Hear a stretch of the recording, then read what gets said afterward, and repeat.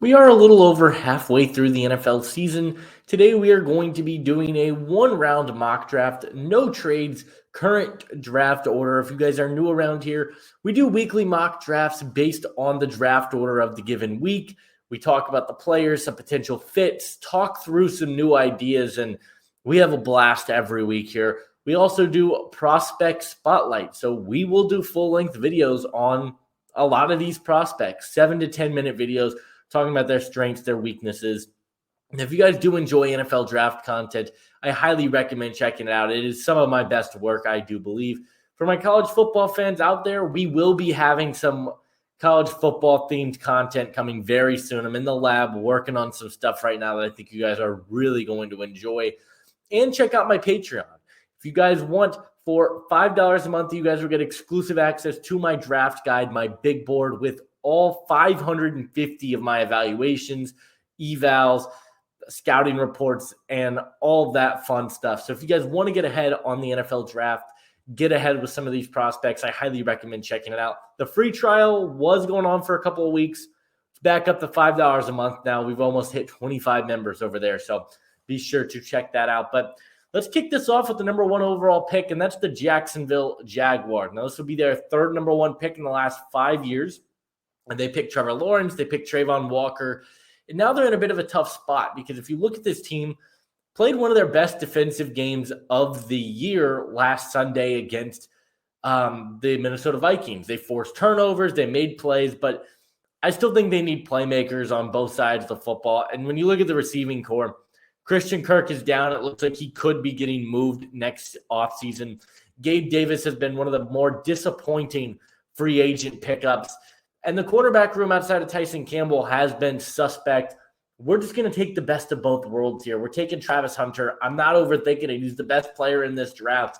He's an elite wide receiver, an elite cornerback. He's going to do everything that you ask him to do on the football field, and I think he's an incredible talent. I'm taking Travis Hunter at number one to the Jacksonville Jaguars and killing two birds with one stone with this pick. At number two, we've got the New York Giants, and if it's not been clear, Daniel Jones is out the door here with this Cleveland or with this New York team. I think it's over. It's never been more over than it is now. But unfortunately for the Giants, I feel like they're in a really tough spot that it's going to really divide the fan base. I think it's between these three quarterbacks. It's Cam Ward, Shedeur Sanders, Jalen Milroe. And if I'm picking today, I think Milroe is the pick. Now, he's not my number one quarterback in this draft class.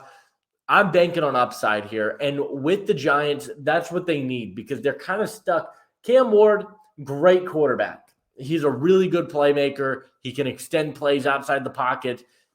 The interceptions and some of these stupid turnovers are, I think, going to cost him a little bit. Shedeur Sanders, not the flashiest guy in the world, doesn't have the highest ceiling. I think he's got a really high floor, though. He's accurate, good decision maker. Do you want to go Shedeur Sanders or do you want to go Jalen Milroe? And I think Milroe's that pick. Now, I don't think he's going to pay dividends for you right away. He might be in a situation where you want him coming off the bench for a little bit. But I think long-term, Milroe has the chance to be the best quarterback from this draft class because of his elite athleticism. He's got the best arm in this draft class. He's an elite runner of the football. And I do expect Brian Daboll to be the head coach for the Giants next year. I know a lot of people think he should be fired.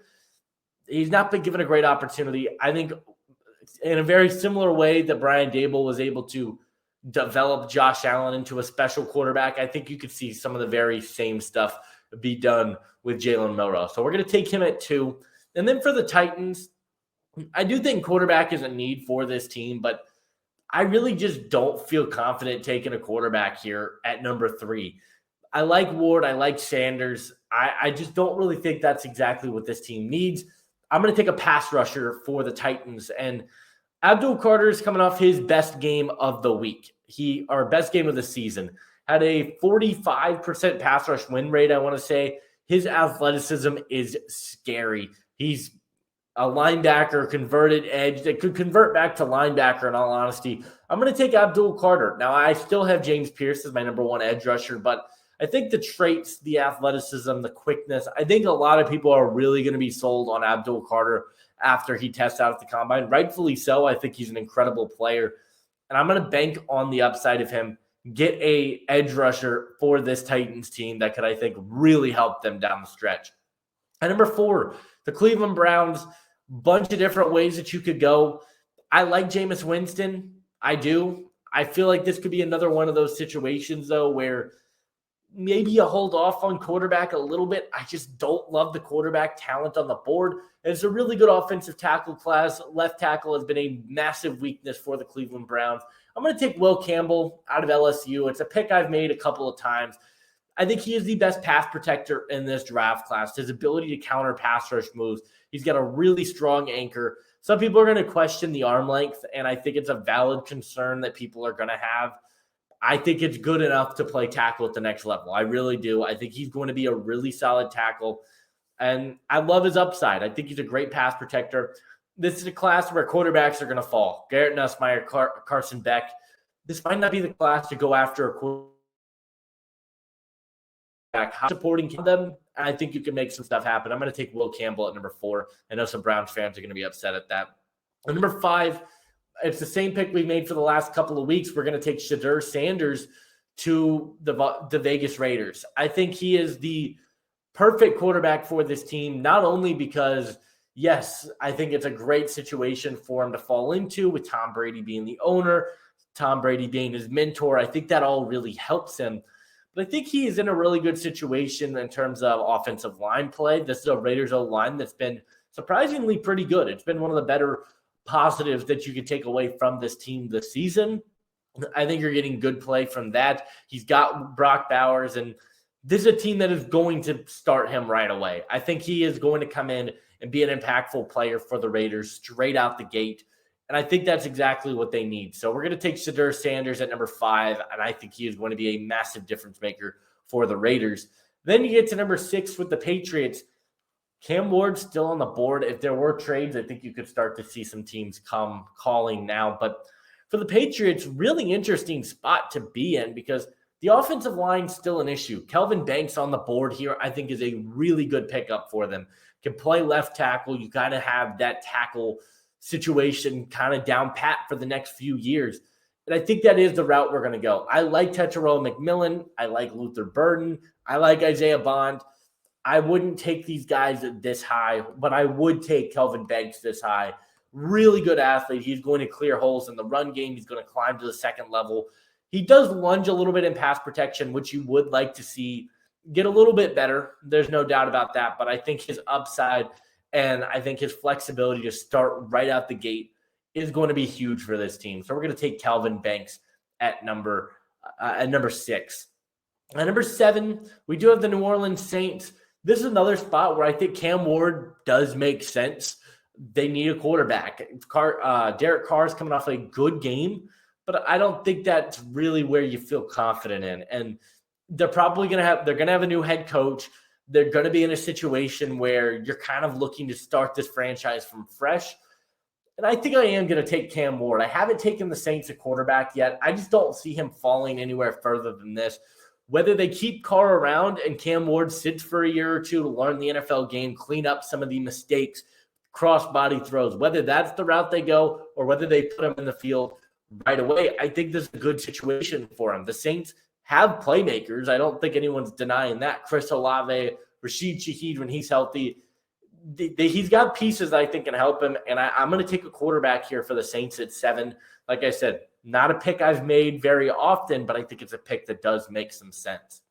And number 8 for the New York Jets, we've gone with Mason Graham for the last few weeks. And I mean, to be honest, I really don't see that changing.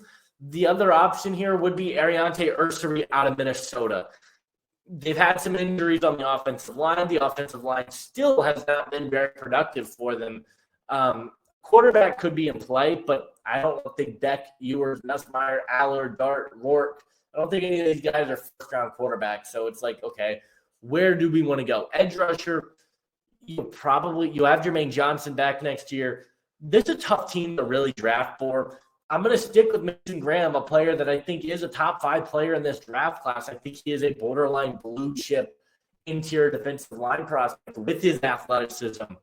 with his ability to stuff the run, his ability to rush the passer. He's got some finesse. He's got a really strong bull rush. Had a really good game against Indiana this past weekend. He's a really, really good player, and I think he is going to have an awesome NFL career. I'm not going to overthink it. I'm going to take Mason Graham at 8 to the Jets. Another route for Carolina, we're going to give them back the hometown kid. I think James Pierce is coming back to Charlotte, the guy that played his high school football in the Charlotte area. He's been a really productive player this season for Tennessee. A lot of people they're quick to just forget about James Pierce in this draft class. Everyone loves Michael Williams' arm length. They love the upside of the young Nick Scott and Abdul Carter's athleticism. But James Pierce has a lot of those tools. He might not have the deep pass rush bag yet, but his elite bend, elite quickness to get around offensive lineman is scary. I think his potential is sky high. And for the Panthers, I think there's a home run for them. He is going to come in and start right away and be a huge difference maker for their defensive line. And number 10, the Miami Dolphins. This is where I think you see Ariante Ursary come off the board. He's had a really good year for Minnesota, and he just continues to fly up draft boards. His pass rush his pass blocking has really improved, but it's his run blocking where he has really made a name for himself over the last few years. Miami is starting to get back. Teron Armstead's playing good football. He's not your long-term answer, though. And yeah, you drafted Patrick Paul. I don't think drafting Patrick Paul last year stops you from drafting Ariante Ursary. This is a team that's well-balanced. I think, yeah, you could talk yourself into a Will Johnson. I think that's a pick that makes some sense. But I like Ariante Ursary's fit quite a bit here. We're going to take him at number 10 to the Dolphins. And number 11 for the Dallas Cowboys, a million different ways that this team could draft. I'm not even ruling out the possibility of quarterback for this team. I'm really not. I am going to go Ashton Jeanty, though. The run game, yes, you're having so many injuries to this team, but look at when you have no quarterback, they're very beatable because their run game is not getting established at all. They have no threat to run the football ever. And that's a big concern when you're trying to win games in the National Football League. You have to have a consistent run game, and they just don't have that right now. So until they give me a reason to not draft a running back, I'm going to take a running back for them because Ashton Jeanty is so freaking good, and I think he makes all the sense in the world. We're taking him at 11. At number 12, another pick that I think makes a lot of sense, it's Will Johnson to the Colts. Cornerback has been the big concern for Indianapolis, and you've gotten good play at times from Sam Womack. You've gotten good play from Jalen Jones. Kenny Moore is one of the better slots in the league, but the guys that we mentioned, Womack, Jones, are they elite number one corner types? No. Will Johnson, he's dealt with some injuries. He's been in and out of the lineup at times for Michigan this year. When he's on the field, he is one of the 5 to 6 best corners on the planet. I genuinely believe that.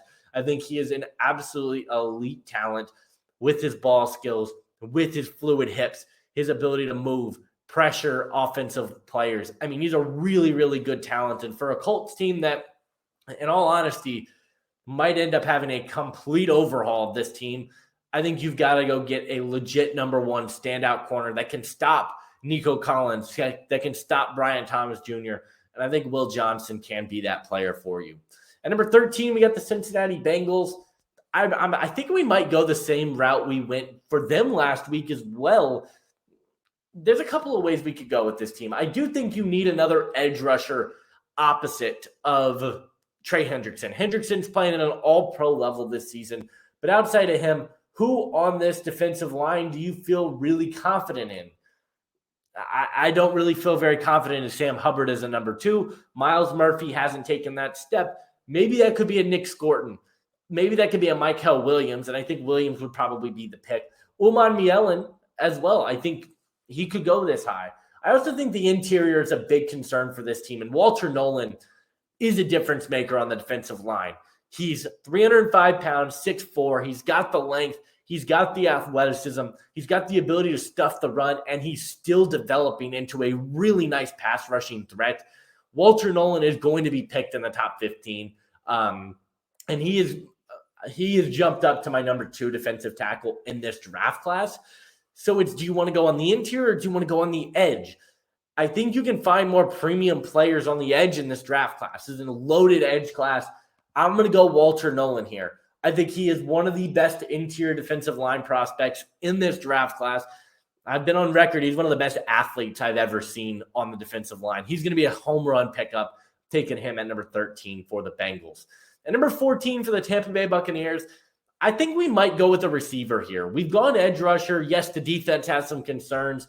Again, I don't want to keep going with the same guys. I want to mix some stuff up.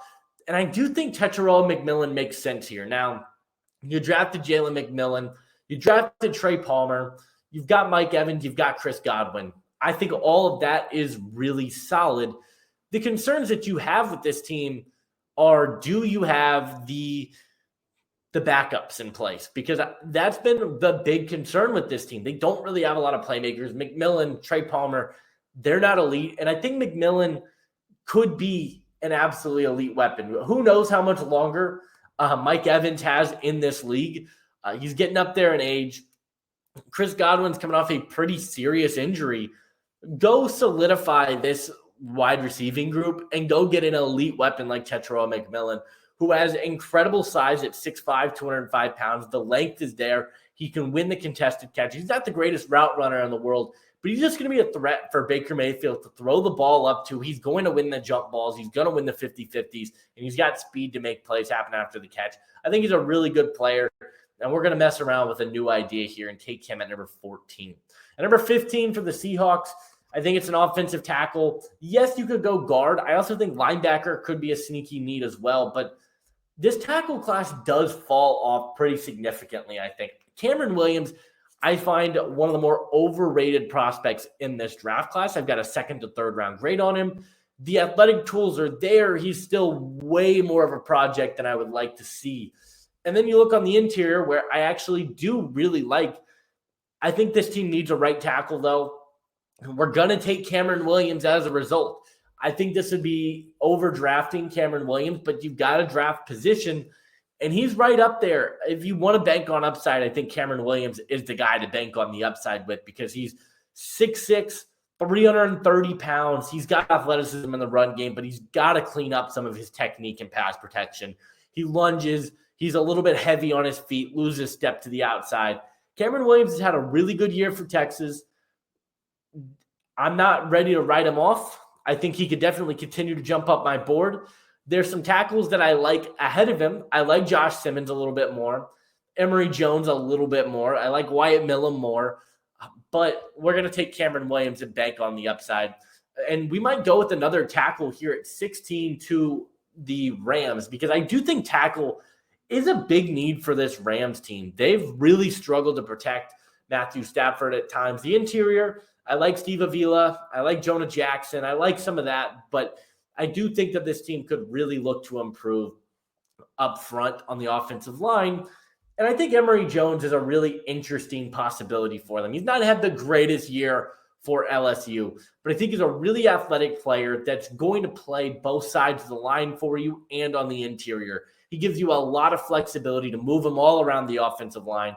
And I think that's really the Rams' biggest issue right now. Can they keep Matthew Stafford protected? They haven't been able to do that as much as you would like to see. And I think they're going to go with the tackle. Speaking of another run on tackles here, I'm going to take Wyatt Millam to the Chicago Bears. I think Wyatt Millam is the most underrated tackle in this draft class. He's got athleticism. He's a really good pass blocker, and he can get low, get down in the run game, and make plays happen. And Josh Simmons, just for anyone that's wondering why he's still here, Josh Simmons would have been probably the second or third tackle off the board if he didn't tear his ACL. I think there's a good chance he might return back to school as a result. But the tackle class isn't very strong. Wyatt Millam, though, I think has that upside to be a legit number one tackle at the NFL level because of his athleticism. He's been very productive for West Virginia. His tape is awesome. We're going to do a prospect spotlight on him very soon because he's a player that I've been dying to talk about. I love his game. We're going to take him at 17 to Chicago. At number 18 for the 49ers, I think we're going to go with an edge rusher here. You've got a couple of options. Do you want Nick Scorton? Do you want Mykel Williams? I'm going to bet on the upside and take Mykel Williams. The arm length is just freakish. He's an incredible athlete with really good size, really good length, and he has still got like pass rush moves that you really love to see. I think he's going to be a really good player in the NFL. I really do. He's going to take a little bit of time to develop into that player, but for a team like the Niners that I think can kind of wait a little bit, they don't need him to come in and be a star right away. I think you're in a good position here. We're going to take him at number 18. At number 19 for the Denver Broncos, I am probably going to go with the receiver. Now, I like the idea of going tight end, whether that's Loveland or Warren, but Luther Burden, I think, is getting a little bit too much hate in this draft class. I say that he hasn't had the greatest numbers. A lot of that has just been a lot of issues along that Missouri offense. I like Luther Burden a lot. I also like Isaiah Bond a lot for this team too, because I don't think they have this speed threat on the outside. I really don't see that. But I am going to go with Luther Burden. He's going to play that slot role for you, and I think he gives you more upside than a Troy Franklin does. His hands are a little bit more consistent. He's a little bit more physical, a little bit more built at the wide receiver position. I'm a big fan of Luther Burden. I think he's being slept on in this draft class, and we're going to take him at number 19. At number 20 for the Houston Texans, it's going to be Tyler Booker out of Alabama. The interior offensive line has been a complete and utter disaster for the Texans, and they've got to make a move up front. I think Tyler Booker is the answer for you. Really good athleticism and size. He's 330 pounds. He played tackle at times for the Alabama offensive line. I think he gives you a lot of versatility and flexibility to kind of move him in different spots, and he has been very productive. He's a nasty run blocker, climbs the second level. I'm a huge fan of Tyler Booker. He's a top 15 guy in the class for me. At number 21, we got the Atlanta Falcons, and I'm a little bit interested where Atlanta is going to go because it's got to be defense, but they've got so many needs, whether that's corner, whether that's edge, whether that's interior. I'm probably going to hold off on interior at least super high because they did draft Ruka Rohiro last year. They did draft Brandon Dorless. I think those guys, you traded up a lot to get Ruka Rohiro. So we'll see what that ends up being, but it's going to be an edge rusher. It's going to be Nick Scorton out of Texas A&M.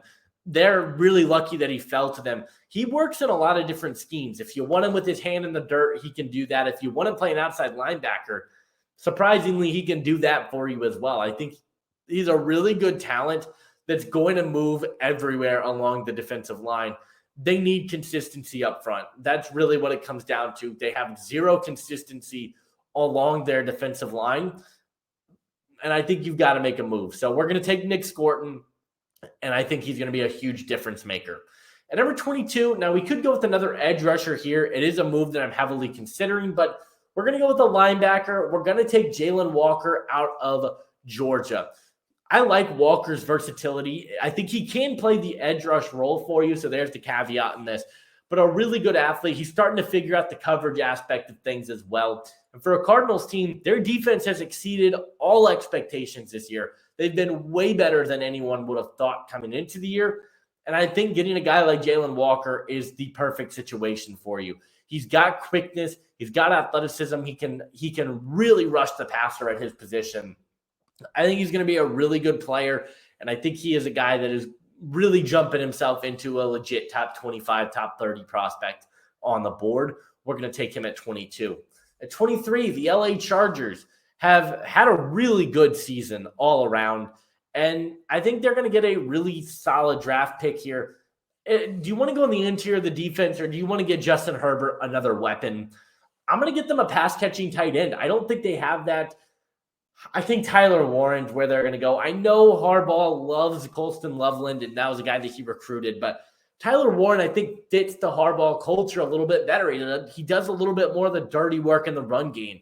He's a little bit better, a little bit more physical as a blocker. And Loveland does bring that at times, don't get me wrong. But I think Warren, his versatility to move around all over, his production has been incredible. We're going to take Tyler Warren to the Chargers, because I think that's a player that Harbaugh is just going to fall in love with in the pre-draft process. And I've got him going at number 23.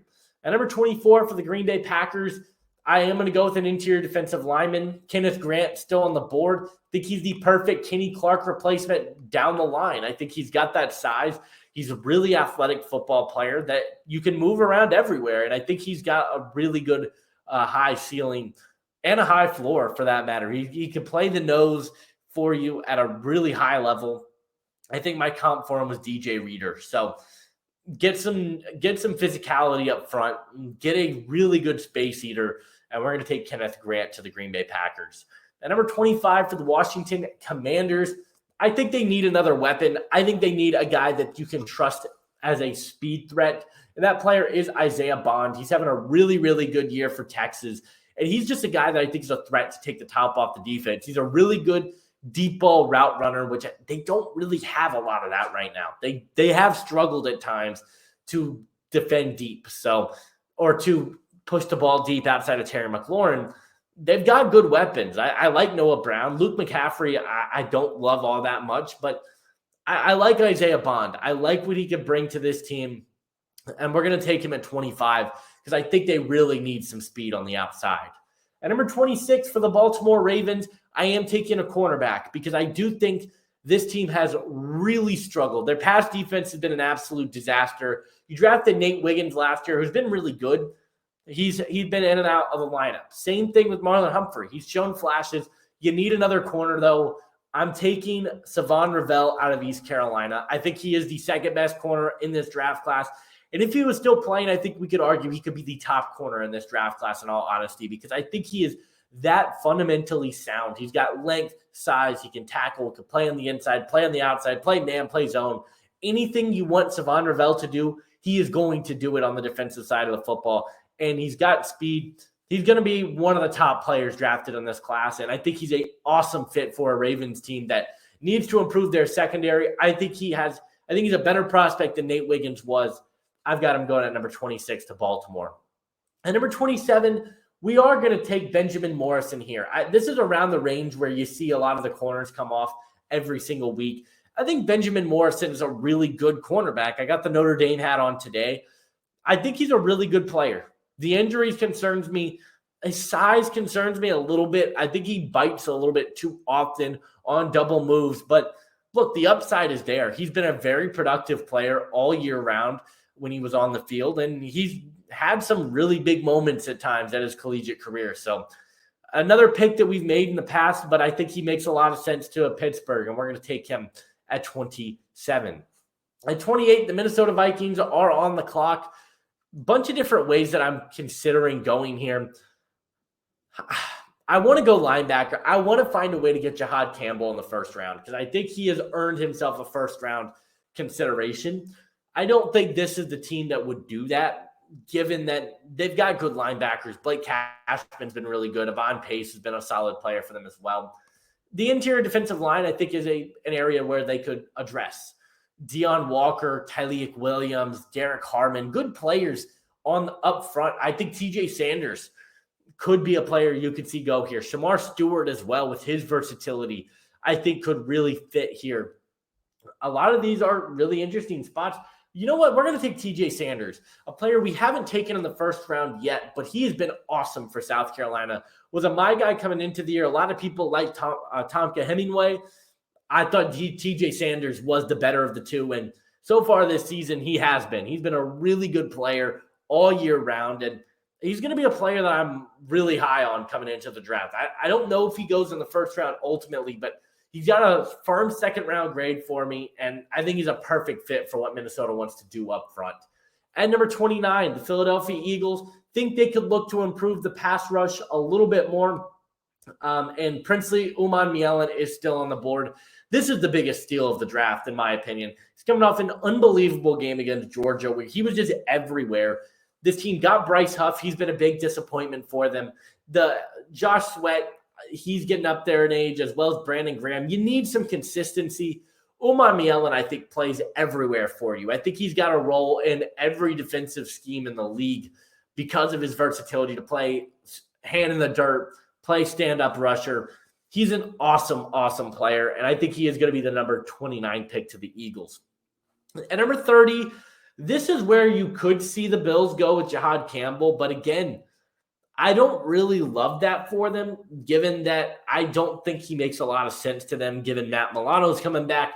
Tyrell Dodson, you got Dorian Williams. I think they've got a good enough linebacking group. But I do think that this team needs a run stopper up front. That's been their big concern. They've struggled to stop the run over the last few weeks. And I like Shamar Stewart as that player. He is listed as a defensive lineman. He's probably going to play a little bit on the edge, though, for Buffalo. He's really athletic, really big. I mean, he's like 290 pounds, can play off the edge. He's got a quick first step. Now, his missed tackle rate it's high. It's like 25%. But his athletic tools are all there. And I think in a situation like what the Bills have right now, he's going to find a role to thrive in. So we're going to take him at number 30 to the Buffalo Bills. At number 31, we do have the Detroit Lions. Could go edge. I don't think an edge rusher hurts. You got Zadarius Smith. You've got Aiden Hutchinson coming back. I don't think that would hurt. I think we could go, linebacker again, Alex Anzalone. I don't think that makes very much sense. We're just kind of going through some possibilities here. Another receiver. Lions fans have been upset with me when I've gone receiver for them in the past, but Tim Patrick has been good. Is he your long-term answer? No, I do think Emeka Egbuka makes sense. I think we are going to go with Jonah Savaiinaya, though. I think improving the interior of the offensive line, getting another guard could make sense. Savaiinaya does bring you some versatility. He's playing right tackle right now for Arizona. Probably profiles better at guard, but he's a really good athlete. He's going to get to the second level, make big plays. I think he's got a lot of upside in this Lions scheme. We'll take him at 31. And then to round things off, at number 32, the Kansas City Chiefs. Man, I think corner could be in play here. Tacario Davis, Jahdae Barron, some good players, no doubt. D-line is always going to be up there for me in concerns. I'm actually going to go a route that we have not gone with this team before, or a player that we have not gone before. We are going to go offensive tackle. Josh Simmons is a player that I really would have liked to have gone with. Just doesn't make very much sense here. We are going to take Josh Connerly, though, out of Oregon. He's had a really, really good season for the Ducks. I think he is going to be a player that is going to profile as an elite pass blocker right out the gate. I think tackle is a big need for the Chiefs that not a lot of people are really highlighting. So there we have it. There is the first round mock through 10 weeks of the season. Stay tuned for next week. We're going to continue to add to this as the board starts to take shape. Leave a like, subscribe if you are new. Leave a comment on which players you guys would like to see in a future prospect spotlight, see in a future mock draft, players that you think are fringe first rounders. And I'll see you guys in the next video. Adios.